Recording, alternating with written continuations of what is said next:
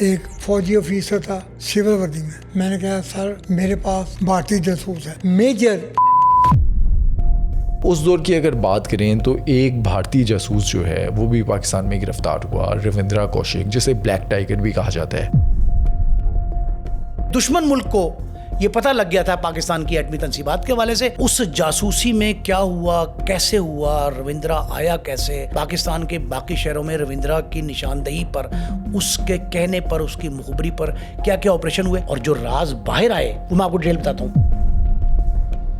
چینی فوج نے اس پر بہت ٹارچر کیا لیکن اس نے اپنی زبان نہیں کھولی، اس نے راز نہیں بتائے بھارتی فوج کے یا بھارت کے. رویندرا کوشک نے بھارت کے ساتھ وفاداری کا جتنا بڑا ثبوت دیا، بھارت نے اتنے ہی اس کے ساتھ ظلم، جبر اور بے اتنائی کی. وہ کہتے ہیں نا ٹیشو پیپر کی طرح استعمال کیا اور ٹیشو پیپر کا استعمال اگر کرتے تو اور بات ہوتی. اس کو اتنا اہم نہیں سمجھا کہ حکومت کو محض ایک خط لکھ دیتے. رویندرا یہ لکھتا ہے کہ اگر میں یہ جاسوسی امریکہ کے لیے کرتا تو 3 دن میں امریکہ یہاں سے لے کے مجھے اپنے ملک چلا جاتا. ایک عام سا لڑکا جو پڑھ رہا ہے کالج کے اندر، وہ کس طرح سے بھارت کا جاسوس بن گیا اور اسے ٹائٹل بھی دیا گیا بلیک ٹائیگر. اداکار تھا، فنکار تھا، چالاک ہوشیار تھا. اس نے ایک راہ و رسم بنا لی پاکستان کے ایک فوجی افسر کے خاندان میں، اور افواج پاکستان میں سلیکٹ ہونے کے بعد را نے یہ بھی مینج کیا تھا. رنگے ہاتھوں کس طرح سے پکڑا گیا؟ رنگے ہاتھوں پکڑنے کی کہانی بڑی عجیب ہے. والد کو خط لکھا اردو زبان میں کہ میں پاکستان کی جیل میں ہوں، را نے مجھے بھجوایا تھا. کورٹ مارشل ہوا، سزائے موت ہو گئی. سپرنٹ جیل سے میری بات ہوئی، وہ ڈپٹی سپرنٹ تھے. میاں والی جیل، سیالکوٹ جیل، مچھ جیل اور ملتان جیل، 4 پنجاب کی جیلوں میں رہا وہ. اکثر جو جاسوس ہوتے ہیں بھارتی، پاکستانی جیلوں میں جو پاکستانی قیدی ہیں وہی مار دیتے ہیں. اس کے ساتھی قیدیوں سے بھی میری گفتگو ہوئی ہے. سیالکوٹ جیل میں اس کی بیوی کی ملاقات بچے سمیت کئی گھنٹوں پر کروائی گئی. 18 سال اس نے جیل کاٹی ہے. اس کی قبر پہ جو کتبہ ہے اس پہ نبی احمد شاکر لکھا ہے، نہ علاقہ لکھا ہے، نہ اصل نام لکھا ہے. دوستو ہائلائٹس آپ نے دیکھی. آج کے پوڈ کاسٹ میں ہم آپ کو بتائیں گے رویندرا کوشک کی اصل کہانی، جسے بلیک ٹائیگر کا خطاب دیا گیا. رویندرا کوشک جو کہ پاکستان میں جاسوسی کرنے آیا، نبی احمد شاکر کے نام سے کراچی یونیورسٹی میں ایڈمیشن لیا. پاکستان میں اس نے شادی بھی کی اور پاکستانی فوج کے اکاؤنٹس ڈپارٹمنٹ میں اس کو نوکری بھی مل گئی. رویندرا کوشک نے پاکستان میں کیا کیا جاسوسی کی، کیا کیا مخبریاں کی اور پاکستان میں کیسی کیسی دہشت گردی کی کارروائیاں کی. آج کے پوڈ کاسٹ میں آپ یہ جانیں گے کہ رویندرا کوشک کس غلطی کی وجہ سے پکڑا گیا، رویندرا کوشک کے ساتھ جیل میں کیا کچھ ہوا اور رویندرا کوشک 2001 میں کیسے مارا گیا. یہ سب کچھ جانیے آج کے اس پوڈ کاسٹ میں. اس پوڈ کاسٹ کو اینڈ تک ضرور دیکھیں اور چینل کو ابھی سبسکرائب کریں.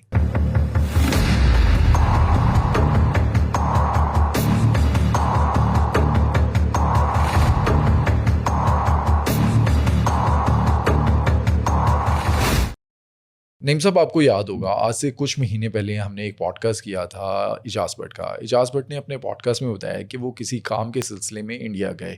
جس گھر میں وہ ٹھہرے اس کے ساتھ والا گھر جو تھا وہ ایک میجر کا تھا، اور اس میجر کے گھر میں انہیں ایک ڈائری ملی جس میں کچھ نام تھے جو پاکستانی فوج میں جو پاکستان کے غدار تھے ان کے نام تھے. انہوں نے وہ پیجز وہاں سے پھاڑے اور پاکستانی اداروں کو وہ دے دیا، اور اس کے بعد ایک جاسوس بھی انہوں نے پکڑوایا. اب اس دور کی اگر بات کریں تو ایک بھارتی جاسوس جو ہے وہ بھی پاکستان میں گرفتار ہوا، رویندرا کوشک، جسے بلیک ٹائیگر بھی کہا جاتا ہے. آج کے پوڈ کاسٹ میں رویندرا کوشک کی کہانی بتائیں. رویندرا کوشک کون تھا، پاکستان میں آ کر اس نے کیا کیا کارروائیاں کی، پاکستانی اداروں نے اسے کیسے پکڑا. بٹ صاحب آپ نے تذکرہ کیا ایک اعجاز بٹ کے شو کا. آپ کے ناظرین کو یہ یاد ہوگا کہ ہم نے 2 شوز میں مختلف انداز سے یہ تذکرے کیے ہیں. مطلب صرف تذکرہ ہی کیا ہے، ڈیٹیل نہیں بتائی. لیکن اس کے بعد جو ہمارے ناظرین ہیں، معزز ناظرین، وہ ہمارے کرم فرما جو ہیں، ان کے رد عمل میں اور ان کی طرف سے جس خواہش کا اظہار کیا گیا اس کے تسلسل میں 2 واقعات ایسے ہیں جو میں ریپیٹ کرنا چاہتا ہوں. ایک میں نے تذکرہ کیا تھا کہ میں نے نوائے وقت میں خبر دی، مختصر تذکرہ کیا تھا، اور اس کے جواب میں، اس کے تسلسل میں، اس کے تناظر میں یہ ڈیٹیل ہم آج کا پروگرام کر رہے ہیں. اس میں نے یہ کہا تھا کہ نوائے وقت میں نے خبر فائل کی جو شائع نہیں ہو سکی. ہمارے نیوز ایڈیٹر عباس اطہر، مرحوم سید عباس اطہر، بڑے نامور صحافی تھے. قلعہ بھی کاٹا انہوں نے، بھٹو صاحب کی پھانسی کے دنوں انہوں نے وہ خبر روک دی اور اگلے دن صبح مجید نظامی صاحب نے مجھے بلا لیا. خبر تھی کیا؟ یہ 80s کے آخر کی بات ہے اور 90s تک. اس میں خبر یہ تھی کہ لاہور پولیس کے دستے، رینجرز اور پاک فوج کے دستے، یہ لاہور کا جو راوی برج کراس کر جائیں تو نیازی شہید چوک ہے، بتی چوک کہتے ہیں. بتی چوک پہ سارے پولیس افسروں نے اور رینجرز کے آفیسرز نے، آرمی آفیسرز نے یہ اپنے میسیجز دیے. وائرلیس سسٹم نہیں تھا یہ موبائل کا اتنا، وائرلیس پہ پیغامات دیے کہ فورسز جو ہیں نا اکٹھی ہو جائیں بتی چوک سے، ہم نے آگے جانا ہے. رات 2 بج گئے. میں نے کاپی رکوائی رکھی ہے باستر مرحوم سے. میں نے تذکرہ کیا، میں نے کہا یہ خبر بڑی ہے، میں تلاش کر لوں گا پھر دے دوں گا آپ کو. اس میں اس خبر میں یہ میرے سورس اتنا ہی مجھے بتایا کہ دستے کچھ جا رہے ہیں لاہور سے باہر. میں نے وہ خبر فائل کر دی کہ لاہور سے باہر جو ہے نا دستے بڑی تعداد میں گئے ہیں اور کسی بڑے آپریشن کی توقع ہے. صبح جب میں نے خبر نہیں چھپی اخبار میں تو مجھے بڑا دکھ ہوا اس بات کا. رپورٹر کے سب سے بڑا اہم اثاثہ تو خبر ہے نا. وہ خبر نہیں چھپی. نظامی صاحب نے بلا کے مجھے جو ہے شاباش دی، لیکن میں نے کہا کہ سر مجھے شاباش تو تب تھی یہ خبر چھپتی، میرا کریڈٹ تو تب بنتا کہ خبر چھپتی اور باقی ادارے. ہمارا رائیول تھا روزنامہ جنگ لاہور میں، تو نوائے وقت کا کریڈٹ یہ تھا، بڑا اخبار تھا کہ جی وہ خبر ہم نے بریک کی. تو اس نے کہا بیٹے آپ کو یہ پتہ ہے کہ دستے کہاں جا رہے ہیں؟ میں نے کہا نہیں. کہتے اسی لیے میں نے خبر روکی ہے. میں وہ ایڈیٹر ہوں، خبر رپورٹر کی روکتا نہیں ہوں، اور میں نے یہ خبر روک کر آپ کو آج خود وضاحت کرنی ہے کہ میں نے کیوں روکی. یہ خبر اس لیے فائل کی تھی آپ نے کہ جس جگہ پہ پاکستان کا ایٹمی پلانٹ ہے، ایٹمی تنصیبات ہیں کہوٹہ میں، یہ وہاں سے شفٹ ہو رہا تھا کامرے، اور اس کے لاجسٹکس، اس کا عملہ، اس کی تنصیبات، جو بھی جس میں آج کل ایران کو وہ امریکہ دھمکی دیتا ہے کہ یورینیم، ہاں یورینیم کا، کہ ہم افزودگی ختم کریں گے ان کی ہے. تو وہی افزودگی کے متعلق ساری لاجسٹکس جو ہیں وہ کہوٹہ سے کامرا شفٹ ہونی ہے. تو یہ میں نے کہا جی تو اس میں تو کوئی بری بات نہیں تھی اگر ہونی ہے. کہتے نہیں، یہ ہو کس وجہ سے رہی ہیں، اس وجہ سے خبر رک گئی. میں کہا کیوں ہو رہی ہیں؟ کہ آپ کے دشمن ملک، ہم ہمسایہ ملک کہتے ہیں نا، مجید نظامی صاحب بھارت کے بہت خلاف تھے کنوکشن کے ساتھ. انہوں نے کہا جی ہمارے دشمن ملک کو یہ پتہ لگ گیا تھا پاکستان کی ایٹمی تنصیبات کے حوالے سے، تو اب اگر یہ خبر میں چھاپ دیتا آپ کی، تو جس راستے کا ان کو پہلے مخبری ہوئی تھی کیا کہ موو کر رہے ہیں کامرا میں، کامرا موو کر رہے ہیں، تو اب آپ ان کو اپنی خبر کے ذریعے نیا راستہ بتائیں گے کہ اب یہاں آپ نے اٹیک نہیں کرنا.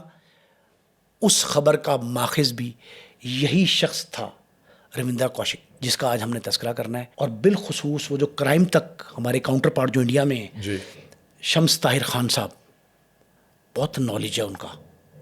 اس کو میں نے کئی بار ایڈمائر کیا، اور بلکہ میں نے یہ بھی جملہ کہا تھا کہ ہم نے جو کرائم شو آپ کو یاد ہوگا سونو میں شروع کیا تھا، وہ کرائم شو بھی اسی کی سٹوری کی ایک سمجھ لیں ایک ایسی پذیرائی تھی کہ ہمارے ذہن میں آیا کہ یہ انداز بہت اچھا ہے، اور لوگ کرائمز کی جو اورل ہسٹری ہے، جو واقعات تھی، یہ جو اورل ہسٹری تھی نا، اس کی پسندیدگی کا جو ماخذ بنا ہے وہ شمس طاہر خان کی ہی سٹوریز بنی ہیں. ایک دوسری بات یہ بڑی آپ کے ناظرین کی انفارمیشن کے لیے، ان تمام واقعات شمس خان نے جو تذکرہ کیا، شمس طاہر خان کے سٹوری بتانے کی، اسی رویندرا کی سٹوری بتانے کے بعد اس پہ میں نے مزید ریسرچ کی. اس جاسوسی میں کیا ہوا، کیسے ہوا، رویندرا آیا کیسے، رویندرا نے جنم کہاں لیا، رویندرا کے والد کون تھے، خاندانی بیک گراؤنڈ کیا ہے، کراچی میں کیسے سکونت اختیار کی،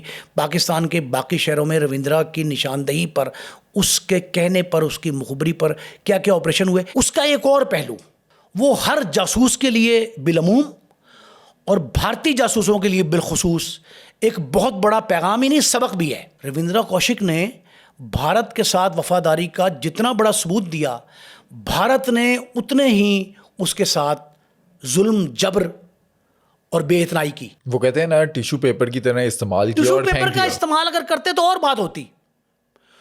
اس کو اتنا اہم نہیں سمجھا کہ پاکستانی حکومت کو محض ایک خط لکھ دیتے جیل میں فیسلٹیز کا، وہ بھی نہیں لکھا، ایک جو حق ہے اون بھی نہ کرتے.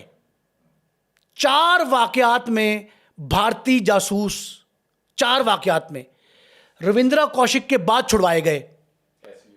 اور بھٹو دور میں اور سنیں، بھٹو دور میں پکڑے گئے 5 جاسوس کے تبادلے میں. کشمیرہ سنگھ ایک جاسوس تھا، اس کو رہا کیا گیا. اس کے ساتھ کے اور بھی جاسوس تھے، ان کو بھی رہا کیا گیا. 71 کے جو قیدی تھے اس معاہدے میں شامل کیا جا سکتا تھا. 2001 میں مرا ہے نا یہ، اس میں بھی شامل نہیں کیا. اس سے پہلے 3 بھٹو صاحب کے دور میں، یحییٰ خان کے دور میں، ایوب خان کے دور میں جتنے سپائی تھے انڈین وہ واپس چلے گئے انڈیا.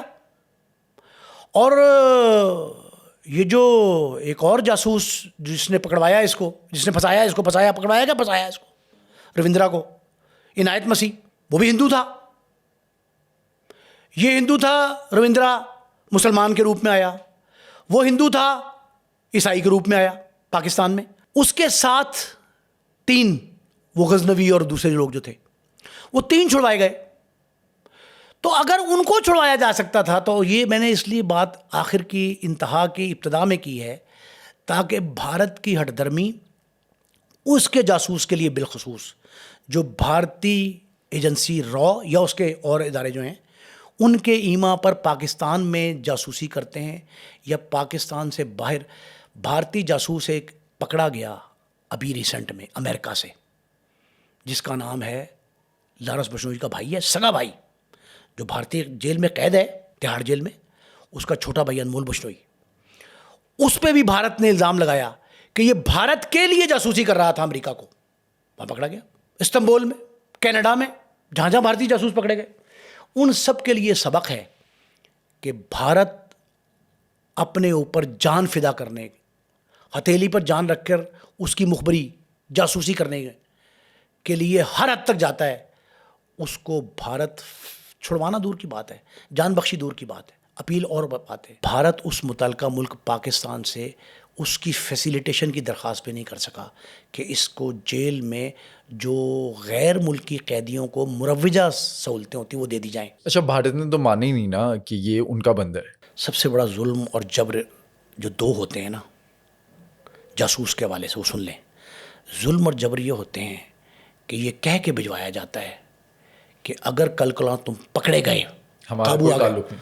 تو ہم لا تعلقی کا اعلان کریں گے. ایک جبر. دوسرا ایک جبر اور سن لیں.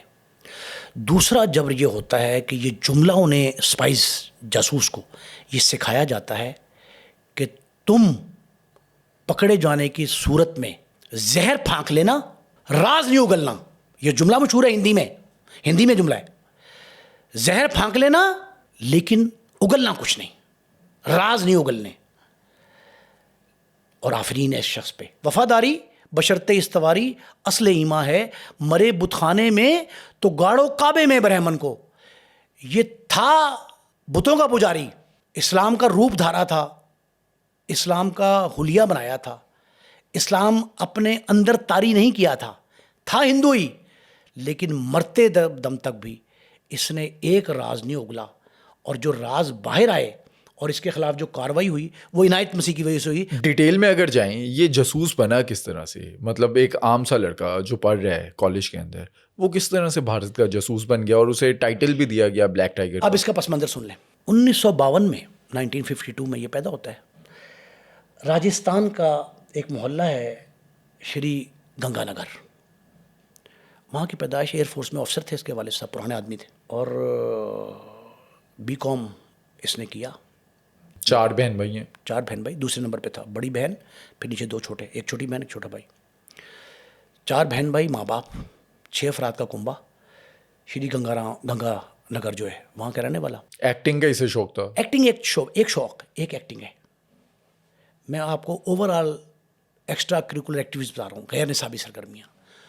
تقریر بہت خوبصورت کرتا تھا، ادبی محافل میں انعام جیتتا تھا. ایک شوق اس کو کالج میں جب یہ BCom پارٹ 1 3rd ایئر میں داخل ہوتا ہے تو اس کا شوق ابھر کر آتا ہے تھیٹر میں فنکاری کا، اداکاری کا. ایک دن یہ انٹر کالجیٹ ایک شو تھا لکھنؤ کے ایک بڑے تھیٹر میں، وہاں چلا جاتا ہے. وہاں اس کے کالج کے طلباء و طالبات کے علاوہ ڈگنیٹریز بہت سارے تھے. اس نے وہاں وہ جوہر دکھائے اپنے فنکاری کے، اداکاری کے، کہ وہاں جا کے اس نے لوگوں کا دل مو لیا. اس کے طالب علم ساتھیوں نے، ٹیچرز نے تو بیک اپ کیا، اس کو تالیاں بجائیں. لیکن وہاں کچھ لوگ بیٹھے تھے جو آرمی آفسرز تھے، کچھ ایسے تھے جو را کے بڑے بڑے نامور افسران تھے. بتایا یہ جاتا ہے کہ اس دن اس نے جو اداکاری کی, جو پرفارمنس کی, اس میں وہ بھارتی فوج کا ایک جوان بنتا ہے جو کہ گرفتار ہو جاتا ہے چینی فوج کے ہاتھوں. چینی فوج نے اس پر بہت ٹارچر کیا, لیکن اس نے اپنی زبان نہیں کھولی, اس نے راز نہیں بتائے بھارتی فوج کے یا بھارت کے, اور وہاں سے جو ہے وہ رو کی نظر میں آتا ہے. 60s اور 70s کے درمیان میں چائنا کا انڈیا سے سکفل ہوا تھا. چائنا سے انڈیا کے سکفل کے دنوں میں جو ہے نا وہ چھرے بھی گھونپے گئے فیس ٹو فیس چائنا کے بارڈر پہ, بھارت کے چھرے گھونپے گئے, دو بدل لڑائی بھی ہوئی, سنگینوں سے مارا. یہ واقعات ہوئے تھے سرحد پہ. انڈیا ہار گیا تھا جنگ. وہ جو اس نے رول پلے کیا وہ اپنے ساتھیوں کے, ہم جولی جو تھے کلاس فیلوز, ان کے دلوں کو جذبوں کو گرمانے کے لیے, عزم جو ہے اس کو ابھارنے کے لیے اس سے بہت متاثر ہوئے. وہ را کے افسران اور ڈگنیٹریز جو بلائی گئی تھی اہم شخصیات, ان میں سے ایک نے ٹیچر سے اور پرنسپل سے ان کے کہا کہ یہ کون ہے نوجوان. انہوں نے کہا جی فلاں. کہا اس سے ہمیں ملے. فنکشن ختم ہوا, تھیٹر اینڈ ہوا تو وہ ملے. جب ملاقات ہوئی تو اس نے کہا کہ بیٹے تم چاہتے ہو کہ تم را کا حصہ بن جاؤ؟ اس نے کہا را کیا ہے؟ مجھ کو پتہ نہیں تھا را کیا ہے. اس نے کہا افواج ہند, ہندوستان کی افواج جو ہیں, ان کا وہ انٹیلیجنس کا بڑا ادارہ جو دنیا بھر میں جانا پہچانا مانا جاتا ہے. وہ پہلے ہی پرفارمنس کی بنیاد پہ بڑا اہم تھا. اس نے مان لی بات. اس نے کہا اگر ایسا چاہتے ہو اور تم واقعی ہمارا ساتھی ایک بن کے ملک سے وفاداری دکھانا چاہتے ہو جنونلی, تمہارے اندر جو جذبہ موجزن ہے, تو کل دلی آ جاؤ. وہ چلے جاتا ہے, صبح دلی جاتا ہے, ایک جگہ دو جگہ. پہلے آفس نہیں لے کے جاتے, وہ راؤ والے 2-3 مختلف مقامات میں ملتے ہیں, ریسٹورینٹ میں ملتے ہیں, باربر شاپ پہ ملتے ہیں, ایک دکان تھی اس سے ملتے ہیں. ان کو یقین ہوتا ہے کہ بندہ ٹھیک ہے, لائلٹی دیکھتے ہیں اس کو دہلی میں اپنے مرکز میں لے جاتے ہیں. 4 سینٹرز ہیں را کے بڑے انڈیا میں, را کے بڑے 4 سینٹر ہیں. وہ ایک مرکز میں لے کے جاتے ہیں دلی کے. دلی مرکز میں جا کے وہاں اس سے بات چیت کرتے ہیں, راضی کر لیتے ہیں, اور آپس میں وہ یہ کہتے ہیں, یہ وہ افسروں کی باتیں ہیں جو ہم تک پہنچی ہیں. بالخصوص شمس طاہر خان کی اس کہانی سے جو اس نے رویندرا کوشک کے حوالے سے بیان کی. بہت خوبصورت کہانی, مجھے بڑا متاثر کیا اس نے. بٹ صاحب وہ کہانی, اس میں یہ پتہ لگتا ہے کہ وہ آپس میں یہ کہتے ہیں افسر کہ یہ نوجوان ہمارے بڑے کام کا ہے. آپ یہ دیکھیں, یہ 1975 کی بات ہے, 1975 میں جب اس نے تھیٹر کیا تھا. وہ یہ کہتے ہیں کہ یہاں ہم لے چلتے ہیں اس کو. اوکے. اسے کہتے ہیں کہ یار تو ہمارا ساتھی بن گیا, اس سے اپنے آپ کو را کا ایک کارکن سمجھ. بھارت کے 4 بڑے شہروں میں جو را کے ٹریننگ سینٹرز ہیں, امرتسر, پٹھان کوٹ, دلی, اور چوتھا اٹ سیلف اس کے اپنے شہر میں راجستھان میں. 4 سینٹر میں تھوڑا سا رکھتے ہیں اس کو, ٹریننگ دیتے ہیں اس کو, ہر طرح کی بتائی جاتی ہے بات. اسے سب سے پہلے یہ کہا جاتا ہے, سب سے پہلا سبق, اور جاسوس کو ہر ایک کو دیا جاتا ہے لیکن اس کو پہلا سبق, جس دن تو دلی سینٹر میں ہمارے داخل ہوا اس وقت سے لے کے مرتے دم تک کوئی بات تو نے اپنے گھر والوں کو بھی نہیں بتانی. اسے پھر یہ جب بتایا گیا کہ تیرے ذمے ایک ٹاسک لگایا جا رہا ہے جو ہندوستان کہتے تھے, ہندوستان کے اعلیٰ ترین مفاد میں ہے, اور تجھے پاکستان بھیجا جائے گا, لیکن تو پاکستان جانے کا تذکرہ اپنے گھر والوں سے بھی نہیں کرے گا, تجھے یہ سبق دے دیا گیا. انہوں نے کہا ٹھیک ہے.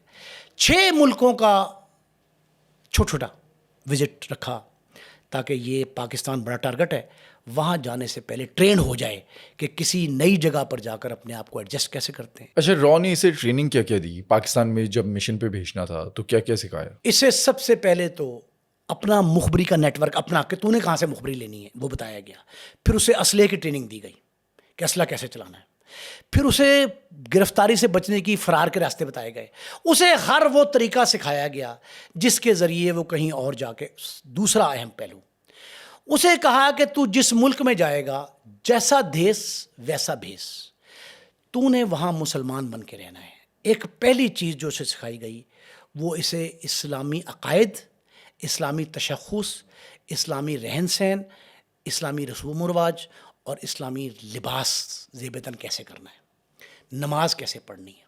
پھر ایک اور اہم بات بتاؤں آپ کو, اس نے کہا کہ ہمارے 4-5 جاسوس جو پہلے پکڑے گئے 60s میں, یہ ایوب خان کے دور سے پہلے پکڑے گئے تھے جو, انہوں نے کہا جی وہ پکڑے گئے تھے, ان کے خطرے نہیں ہوئے تھے. ہاں اس کے ختنے کروائے گئے. اصل میں ایجنسیاں جو ہے نا یہ بندوبست کر لیتی ہیں, یہ معاملات جو ہے نا وہ ان کو پتہ ہوتا ہے کیسے نبڑنے. انہوں نے وہ کام کر لیا. اردو تک اسے سکھائی, یہ تک بتایا کہ ایک عام پاکستانی پورا دن کیا کرتا ہے, کیسے اٹھتا بیٹھتا ہے. ہر شے سکھائی گئی. اچھا اب سن لیں, اسے اردو سیکھنے میں زیادہ وقت نہیں لگا. پھر اس کو جو اطالیق کہتے ہیں اس کو, وہ ہندی میں, عربی میں اطالیق کہتے ہیں, ٹیچر جو اطالیق دیا گیا وہ اطالیق کراچی میں رہا کافی عرصہ. اس کے ایک عزیز سے میری گفتگو ہوئی 1-2 روز پہلے. وہ اطالیق نے اس کو یہ بتایا اپنے عزیز کو کہ میں نے اس کو یہ بھی سکھایا کہ پانی دائیں ہاتھ میں پکڑ کے پینا ہے اور 3 سانسوں میں گھونٹ لینے. اب اطالیق کا کہنا ہے. اب اس کے ساتھ ساتھ اس کو جب سارا کچھ سیکھ دیا گیا تو اس کا نام جو رویندرا کوشک تھا, اس کا نیا نام وہاں رکھا گیا جو انہوں نے نبی احمد شاکر, جس نام سے یہ پاکستان میں آیا. پاکستان میں آیا اور پاکستان میں رہا. پہلی 6 ملک پھر آیا تھا, اس کو تجربہ ہو گیا تھا غیر ملک میں رہنے کا, گھر سے دور رہنے کا. یہ بھی طریقہ ہے نا, جاسوس گھر سے دور رہے, لا تعلق بھی رہے. اس کو کراچی بھجوایا جاتا ہے اور کراچی بھجوایا گیا. کوئی شہر بیرون ملک آئے, بیرون شہر آئے, گھر سے باہر آئے اور کوئی ٹھکانہ نہ اس جگہ پہ اس کا. کتنا مشکل ہے. اچھا, کہتے ہیں کہ اس کو رو نے جو بھیجا لانگ ٹرم پلان کے ساتھ بھیجا, مطلب کہ سلیپر سیل کے طور پر, کہ ضرورت پڑنے پر اسے استعمال کیا جائے. جاسوس جب کوئی آتا ہے نا, 2 ٹرمز ہوتی ہیں کہ آپ کو شارٹ ٹرم کے لیے ایک پروجیکٹ دیا جائے گا. دھرندر فلم کے پارٹ 1 اور پارٹ 2 میں ایک شخص کو صرف لیاری کا ٹارگٹ دیا گیا. بھارت کا جاسوس ایک مشن پہ گیا تھا, ون ٹائم مشن اسے کہتے ہیں. ون ٹائم مشن میں اس نے جا کے وہاں جو راہ و رسم قائم کیے, اس کے فوری بعد وہ واپس چلا گیا اپنا مشن مکمل کر کے. یہ اس کا پہلا ٹرم کنڈیشن ہوتی ہے. دوسری یہ ہوتی ہے کہ مستقل بنیادوں پہ اس کو تعدم مرگ بھجوایا جائے, اور اسے جو ہے نا وہ یہی کہتے ہیں کہ یہ سلیپر سیل, کہ جب ضرورت پڑے گی, کوئی انفارمیشن چاہیے ہوگی تو استعمال کر لیں گے. یہ جو رویندرا کوشک تھا, اس کو جو دیا گیا تھا جو کچھ ٹاسک, اس ٹاسک میں جتنی مخبریاں تھیں وہ ڈیفنس ریلیٹڈ تھیں. یہ وہاں جاتا ہے, تھا ہوشیار آدمی, اداکار تھا, فنکار تھا, چالاک ہوشیار تھا. اس نے کہا میرے پاس 2 آپشن ہیں. ایک یہ ہے کہ میں کراچی میں اہل کراچی کے ساتھ مل کے رہوں, اور وہ رہنا پڑے گا, 6 ملکوں میں ٹریننگ کرایا تھا. دوسرا یہ تھا کہ میں ان اداروں میں گھس جاؤں جن اداروں کی مخبری پہ مجھے مامور کیا گیا ہے. چپ کر کے یہ اس مشن پہ لگ گیا. پہلے تو یہ ہے کہ اس نے LLB, چونکہ پاکستانی رہن سہن, ڈھنگ, طور طریقے, اسلامی نماز پڑھنے کا طریقہ وہ تو سیکھ گیا تھا. کراچی یونیورسٹی میں اس نے ایڈمیشن لیا. اس نے لاء میں ایڈمیشن لینے کا فیصلہ کیا, لاء میں ایڈمیشن ہو گیا اس کا, اور یہ ایجنسیاں مانیٹر کر لیتی ہیں, مینیج کر لیتی ہیں. داخلہ ہو گیا. داخلہ ہوتا ہے اس کا اسی نام پر جو اس نے رکھا تھا پاکستان میں. نبی احمد شاکر جو ہے, نبی احمد شاکر کے نام پہ اس کا داخلہ ہو جاتا ہے, یہ وہاں چلا جاتا ہے. اس دوران روزنامہ نوائے وقت کراچی میں ایک اشتہار چھپتا ہے فوج میں بھرتی کا, کہ فوج میں بھرتی کی جا رہی ہے مختلف شعبوں میں, اور جو شعبے 5-6 جن پہ کرائٹیرین پہ پورا اترتا تھا, اس میں ایک شعبہ تھا اکاؤنٹس کا. اس کے ذہن میں ایک طریقہ آیا کہ میں نے داخلہ لے کے کالج میں اپنے تعلقات تو بنا لیے, لاء کا اسٹوڈنٹ ہے, ایک شیلٹر بھی مل جائے گا, قانون سے واقفیت بھی ہو جائے گی, تو زیادہ اچھا طریقہ ہے کہ اب میں اس ادارے میں جس کی مخبری مجھے لینے پہ مامور کیا گیا ہے, جو بھارتی ایجنٹ کا کردار مین ہے, تو میں اس کے لیے وہاں کیوں نہ جاؤں. اس نے وہاں پہلے اپلائی کر دیا. ابھی اس میں بڑی زبردست بات ہے ڈیٹ وائز. اس نے پہلے اپلائی کر دیا اس اشتہار کے مطابق, افواج پاکستان کے ادارے نے جو اشتہار دیا تھا اس میں اپلائی کر دیا اس کے اکاؤنٹس ڈپارٹمنٹ میں, جہاں یہ کوالیفائی کرتا تھا. ایک دن خوشی کا عالم یہ تھا کہ اس نے پھر ایک پیغام بھیجا کہ جناب میں تو سلیکٹ ہو گیا افواج پاکستان میں. اور افواج پاکستان میں سلیکٹ ہونے کے بعد 2 کام ہوئے بڑے اہم. پہلی بات تو یہ ہوئی سب سے اہم کہ اس نے سلیکٹ ہونے کے بعد میجر تک کے پوسٹ تک گیا تھا. یہ اس ڈپارٹمنٹ جو ایڈمنسٹریٹو ڈپارٹمنٹ تھا اکاؤنٹس کا, لیکن میجر کے رینک پہ یہ پہنچا. بھارتی ان کی تو خوشی کی انتہا نہیں رہی, را کے ایجنٹس افسران کی, مقام کی, انہوں نے کہا تو بڑا زبردست آدمی. ایک کام یہ کیا. دوسرا اس نے ایک راہ و رسم بنا لی پاکستان کے ایک فوجی افسر کے خاندان میں. فوجی افسر جو ہے, دانستہ میں اس کا نام نہیں لے رہا, وہ ماشاء اللہ حیات ہیں, اچھے فیملی ہے ان کی, کراچی میں بڑے پوش ایریے میں رہتے ہیں. ان کے گھر اس کا آنا جانا ہوا, راہ و رسم ہوئی, اور اس نے ان کے گھر میں ان کی بیٹی سے راہ و رسم اتنی ہوئی, عشق ہو گیا, لو میرج کر لی. لو میرج بھی اس طرح کی ہوئی کہ اس کے دوست احباب شامل ہوئے. اس کے گھر والوں کو کسی کو نہیں پتا کہ اس نے شادی بھی کر لی ہے, اور یہ پاکستان میں ہے. وہ بے خبر ہے اس سے, اس کے گھر والے, لیکن اس نے دوستوں کو اپنے شامل کیا شادی میں. اور وہاں اس کی بیٹی امانت جو ہے, فوجی افسر, پاکستانی فوجی افسر, ان کی بیٹی امانت سے دھوم دھام سے شادی ہوئی اچھی. اور اس کا نام نبی احمد شاکری تھا.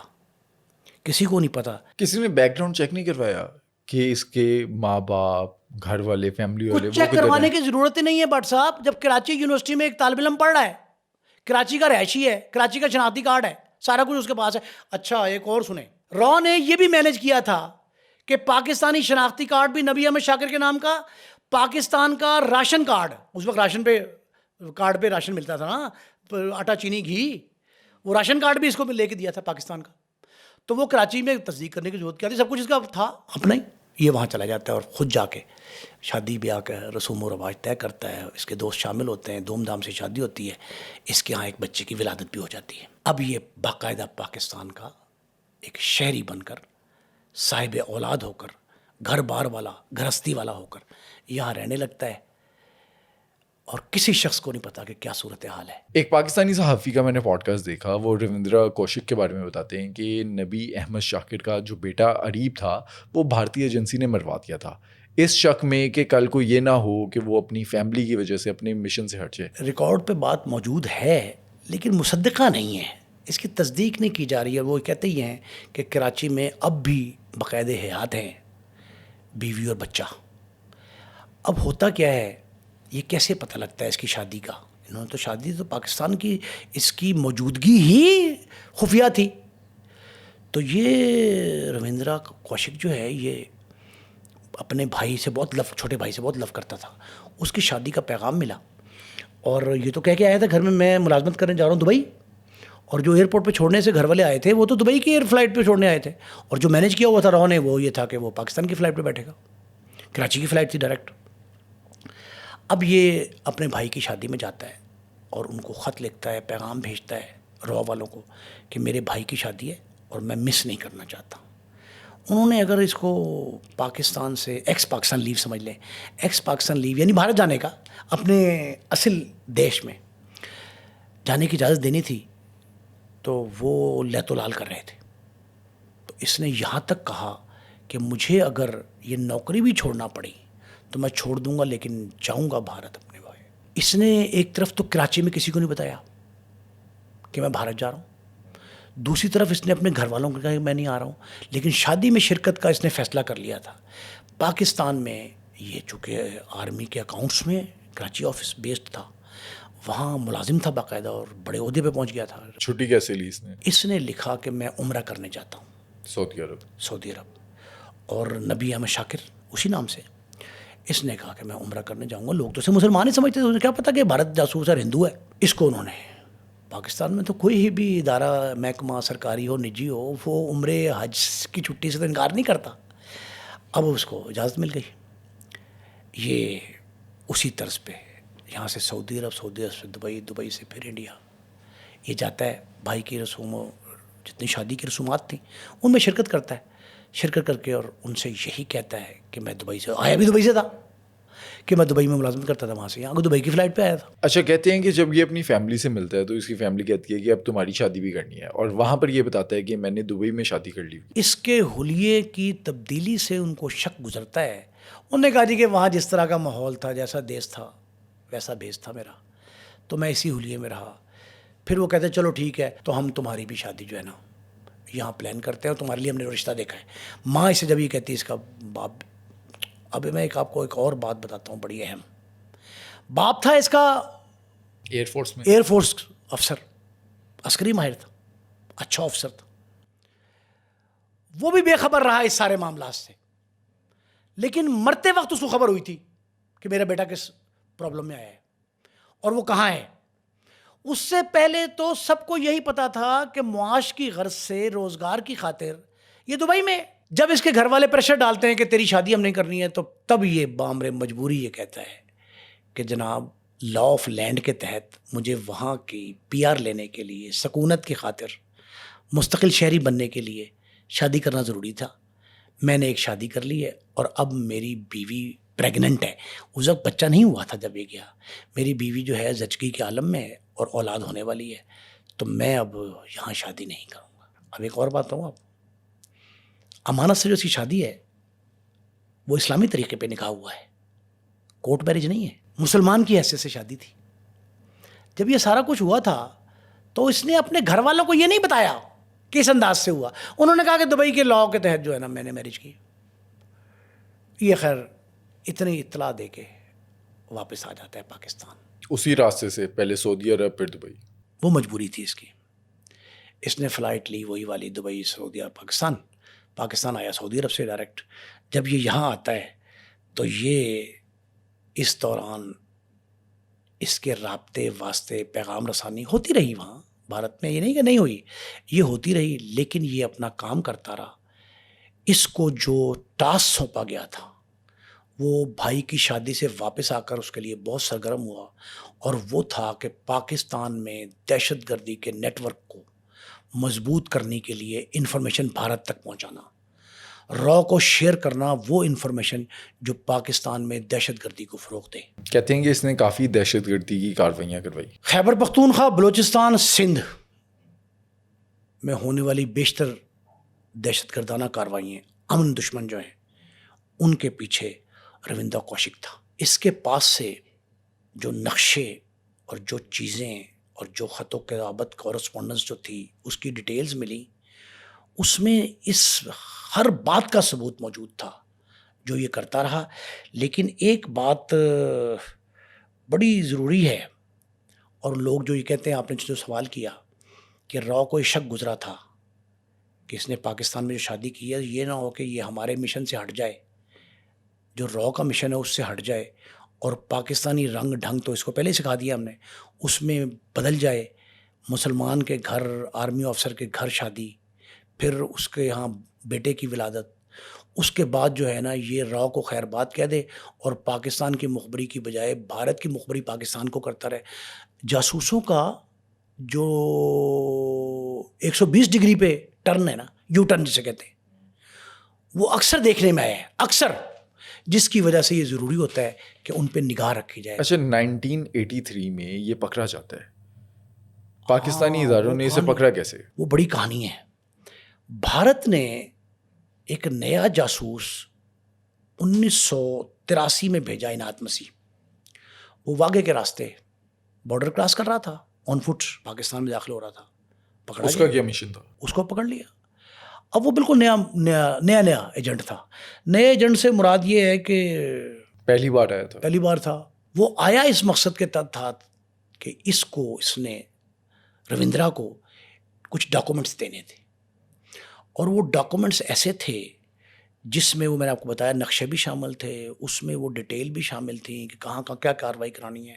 اب یہ بات ایسی ہے جس کو اسی دور میں 80s کے دور میں اعجاز بٹ نے بتایا تھا کہ ڈائری جب آئی ہے تو وہ ڈائری جو آئی تھی نا، اس ڈائری میں بھی وہی نام تھے، وہی لوگ تھے جن کے بارے میں ہدایات تھیں ایک شاپر میں رکھ کے. اس وقت تو کورسپونڈنس ایسی ہوتی ہے نا 80s تک، تو وہ واٹس ایپ گروپ تو نہیں بنے ہوئے تھے نا.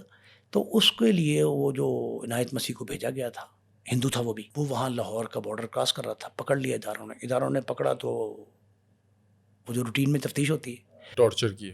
ٹارچر ٹرین کی تفتیش ہوتی ہے نا، بارڈر ایریا ہے. وہ بارڈر ایریا پہ ان سے جب تفتیش ہوئی تو اس نے سارا کچھ ٹٹے طوطے کی طرح اگل دیا. اس نے بتا دیا کہ کس طرح سے اس نے کہا مجھے نبی احمد شاکر بن کے پاکستانی ادارے میں ہے. اس نے کہا جی کہ مجھے را نے جس بندے سے ملنے بھیجا ہے اس کا نام روندرا کراچی میں ہے، نبی احمد شاکر کے نام سے رہتا ہے، لا اس نے کر لیا ہے، بیوی بچے اس کے فلان ہے، یہ ہے وہ ہے فلان. اب یہ ہو سکتا ہے کہ ٹریپ ہو، عین ممکن ہے کہ اس کو پھنسانے کے لیے بھارت نے کیا ہو، عین ممکن ہے، کیونکہ ہاتھ جو اٹھا لیا اس سے. رنگے ہاتھوں کس طرح سے پکڑا؟ رنگے ہاتھوں پکڑنے کی کہانی بڑی عجیب ہے. یہ جو ہمارے خفیہ ادارے ہوتے ہیں نا، موساد، را، ISI، یہ جو انٹرنیشنلی موو کر رہے ہوتے ہیں ان کا طریقہ تفتیش بھی مختلف ہے, اگلوانے کے انداز بھی مختلف ہیں, لائی ڈیٹیکٹر بھی اور انداز کے ہر جگہ ہیں, اور ہر ملک کا اپنا طور طریقہ ہے, انداز اپنا ہے تفتیش کے مراحل کا. اس کے تحت اس کو اچھی طرح نچوڑا گیا عنایت مسیح کو. تو وہ نیا تھا, فوراً اگل دیا اس نے, سارے راز فاش کر دیے, اور اس نے وہ لفافہ دکھایا جو ایک بریف کیس کے اندر تھا. اس میں سارا کچھ دیکھا گیا. تو اب ہونا یہ چاہیے تھا جس طرح ہمارے پولیس والے کرتے ہیں کہ نشاندہی بہت بڑی ہوگی فوراً جا کے ریڈ کر دیتے وہاں کراچی پہ. انہوں نے ایسا نہیں کیا. انہوں نے کہا چلو ہمارے ساتھ, اس کو ساتھ لے کے آئے.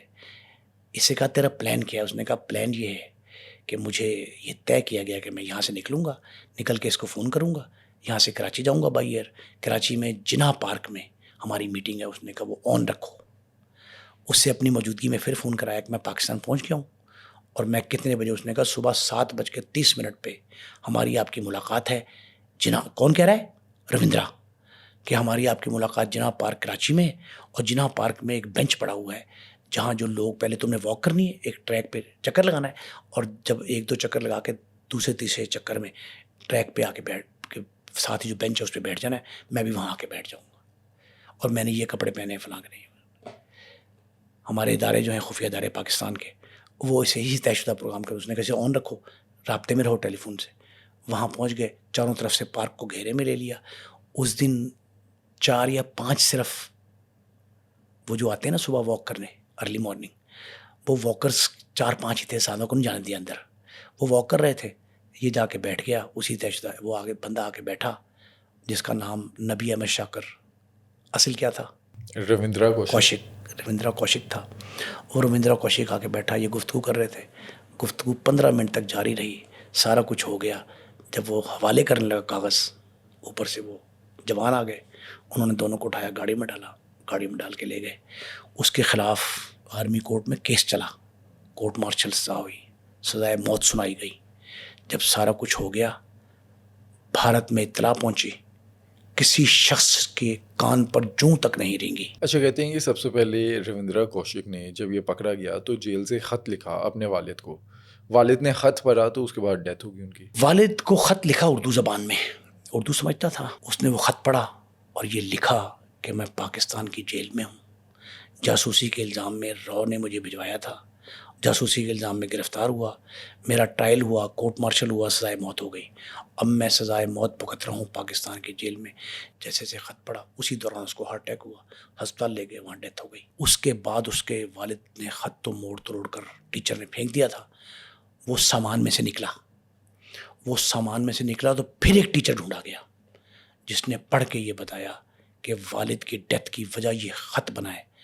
اور اس خط میں یہ لکھا تھا والد کو رویندرا نے, نبی احمد شاکر, اس نے یہ خط میں لکھا تھا کہ سیکٹری داخلہ سے میری بات کریں کہ میں نے سب کچھ ملک کی خاطر کیا تھا, اور یہ ملک کی خاطر جو میں نے 3-4 خطوط ہیں, ویسے تو اردو میں ہی ہیں سارے ملک, اور وہ اگر خط کسی اور زبان میں ہوتا تو مسئلہ بنتا اس کے لیے. وہ اس نے کہا جی کہ اگر یہ جو سیکٹری داخلہ ہے یہ چاہے تو پاکستان کو 2 طریقوں سے میری امداد ہو سکتی ہے. جیل میں مجھے, کراچی کی جیل میں مجھے سہولیات دلوائی جائیں, اور میری معافی کروائی جائے کنٹری ٹو کنٹری لیول پہ. بھارت پاکستان کی سرکار سے یہ کہے کہ اس کو چھوڑ دو, اور اگر وہ اس طرح نہ مانے معافی, عام معافی پہ, تو اس کے عوض بھارت کچھ, اس نام لکھے ہوئے خط میں کہ بھارت ان پاکستانی فوجی قیدیوں کو جن کو پکڑا ہوا ہے ان کو چھوڑنے پہ راضی ہو جائے, اس کے تبادلے میں میری رہائی کروائی جائے. یہ بھی لکھا رہا. لیکن انڈین گورنمنٹ جو ہے مانتی نہیں ہے. انڈین گورنمنٹ نہیں تسلیم. انڈین گورنمنٹ نے چوں تک نہیں رینگی. یہ خط لے کے اس کے بھائی اور بڑی بہن ہوم ڈپارٹمنٹ گئے, 3-4 بار گئے, عدالت میں پٹیشن کی, تب بھی کچھ نہیں بنا, اور کوئی ذرہ برابر امداد کو نہ آیا. تو ایک خط اس نے اور لکھا. اس میں رویندرا یہ لکھتا ہے کہ اگر میں یہ ایجنٹی, یہ مخبری, یہ جاسوسی امریکہ کے لیے کرتا تو 3 دن میں امریکہ یہاں سے لے کے مجھے اپنے ملک چلا جاتا, اور میں آج آزاد حیثیت میں زندگی گزار رہا ہوتا. اس نے بھارتی اداروں پر، را پر بالخصوص، اور دیگر بھارتی قوانین نافذ کرنے والے ادارے جو ہیں ان پر بالعموم لان تان کی ہے. ایک دوسری بات، کراچی کی حد تک کوئی ریکارڈ نہیں ملتا کہ اس کی بیوی یعنی امانت اور اس کا بیٹا ایوب جو ہے وہ کوشش کرتے رہے باہر بیٹھ کر رہائی کی. ہم نے پہلے بھی کہا ایک دفعہ رہائی کی کوشش کرتے رہے، ملاقات میں نہیں گئے، لیکن اس کو کراچی سے پنجاب لایا گیا ایک وزیر اعلیٰ کے حکم پر. میاں والی جیل، سیالکوٹ جیل، مچھ جیل اور ملتان جیل، 4 پنجاب کی جیلوں میں رہا وہ. سیالکوٹ جیل میں اس کی بیوی کی ملاقات بچے سمیت کئی گھنٹوں پر کروائی گئی. سپرنٹ جیل سے میری بات ہوئی، وہ اس وقت ڈپٹی سپرنٹ تھے. وہ یہ کہتے ہیں کہ ہم نے پنجاب حکومت کے وزارت داخلہ پہ احکامات کے تحت یہ وہ کروائی، اور یہاں کرنے کے بعد سارے معاملات جو ہیں وہ طے تھے. لیکن بھارت نے اس کو چونکہ اون نہیں کیا، را نے اپنا ایجنٹ تسلیم نہیں کیا، اپنا جاسوس تسلیم نہیں کیا. پھر اس کی ایک اہم بات جو ہے نا، اس نے سپریم کورٹ میں رحم کی اپیل کی، جو اسے سزائے موت دی گئی تھی. سزائے موت کے خلاف اپیل میں وہ منظور ہو گئی، عمر قید میں تبدیل ہو گئی. کہتے ہیں 18 سال اس نے جیل کاٹی ہے. مجموعی طور پہ 18 سال 5 جیلوں میں رہا. یہ کوئٹہ میں چند دن، سیالکوٹ، میاں والی، مچھ اور ملتان. ملتان آخری اس کا وہ عرصہ جب یہ 21 نومبر 2001 کو بیماری کے باعث. اچھا، اس نے اپنی بیماری کا تذکرہ 2 بار کیا خطوط میں اپنے گھر، ایک والد کے نام پہ، ایک چھوٹے بھائی کے نام پر، جس کی شادی میں گیا تھا یہ. اس میں اس نے کہا کہ مجھے ٹی بی ہو گئی ہے. خط میں لکھا ہے کہ مجھے ٹی بی ہو گئی ہے. پاکستان میں ٹی بی کی ادویات میں اثر نہیں ہے. یہ بالکل ٹھیک ہے. مجھے جیل کے ایک اعلیٰ حکام نے کئی بار بات ہوئی ہے، اعلیٰ حکام نے جیل کے مجھے یہ بتایا تھا کئی بار کہ واقعتاً ہم بار بار خط لکھتے تھے محکمہ ہیلتھ کو، پنجاب حکومت کو، وزارت داخلہ کے تھرو، ہوم ڈپارٹمنٹ کے، وفاق کو بھی خطوط لکھے گئے، محکمہ صحت کو. اس کے ذریعے یہ خطوط جو عالمی ادارہ صحت ہے، عالمی ادارہ صحت، ورلڈ ڈبلیو ایچ او میں بھی خط گئے کہ پاکستان میں قیدیوں کو، حوالاتیوں کو، جیل میں پابند سلاسل جو ہیں ان کو دوائی میسر نہیں ہے. ٹی بی کی، کھانسی، چھاتی کے امراض یہ عام ہو رہے ہیں. اس نے کہا تھا کہ مجھے دوائی بھجوا دیں انڈیا سے لے کے. تو انہوں نے بھارت سے لے کے اس کے چھوٹے بھائی نے اور بہن نے ایک پیکٹ بھیجا جو سیالکوٹ کے جیلر یہ کہتے ہیں کہ ہم نے اس تک پہنچایا، اور اس کو افاقہ ہوا. لیکن پھر اس کو یہاں سے تبدیل کر کے جب ملتان جیل بھیجا گیا تو اس کی جو ٹی بی تھی وہ مرض مزید بڑھتا گیا، اور جو دوا کر رہے تھے وہ بڑھتا جا رہا تھا. اس دوران وہ 21 نومبر 2001 کو 49 سال، 50 سال سے چند ماہ کم تھے، 50 سال سے نصف صدی، 18 سال پاکستانی جیل کاٹنے کے بعد یہ یہاں سے دنیا سے چلا گیا. اور دنیا سے جب گیا تو اس کا جنازہ کیسا ہوا؟ انڈیا تو نہیں گیا، پاکستان میں ہی اسے دفنایا گیا. کیسے؟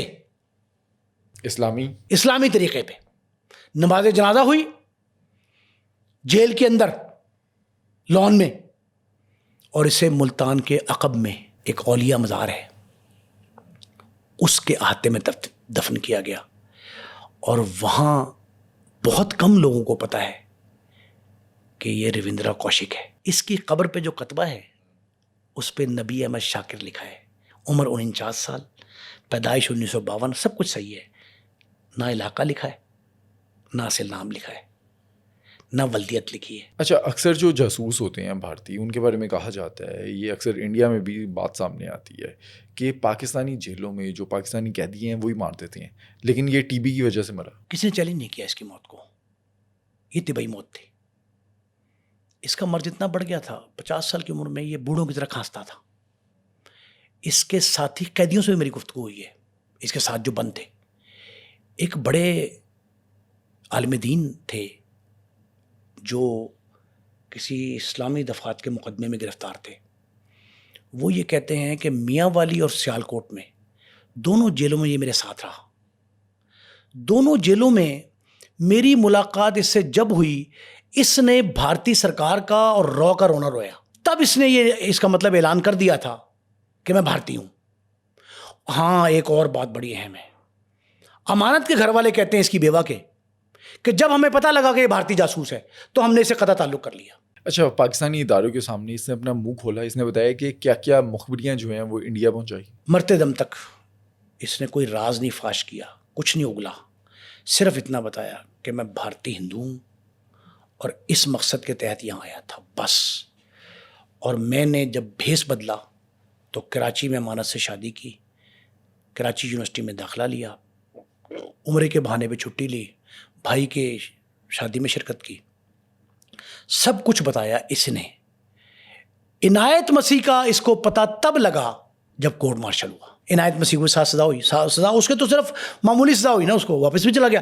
اچھا عنایت مسیح واپس چلا گیا, اس کی رہائی ہوگی. اس کی رہائی تو ہوئی نا, صرف اس نے غیر قانونی طور پہ سرحد عبور کی تھی نا آن فٹ, وہ تو 6-7 ماہ کی قید تھی اور چلا گیا.